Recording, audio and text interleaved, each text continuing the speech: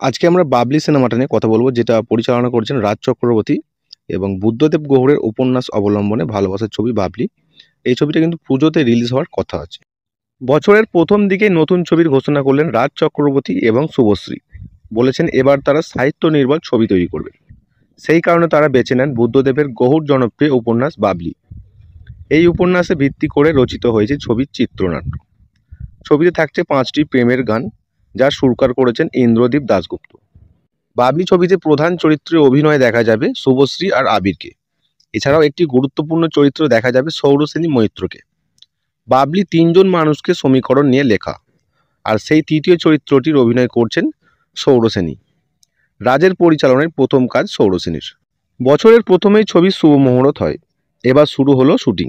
রাজ চক্রবর্তী শুভশ্রী দুজনেই সোশ্যাল মিডিয়াতে শুটিংয়ের বেশ কিছু ছবি পোস্ট করেন।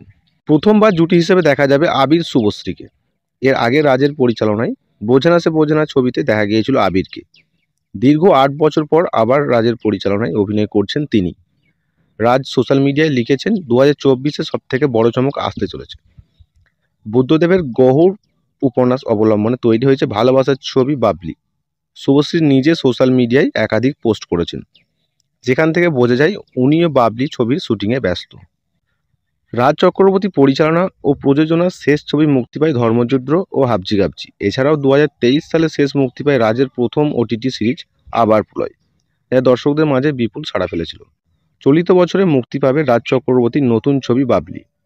আর যারা যারা এই উপন্যাসটা পড়েছেন তারা অবশ্যই কমেন্ট করে জানাবেন এই উপন্যাসটা কেমন হয়েছে। আর আরও খবর জানতে আমাদের সাথে জুড়ে থাকুন।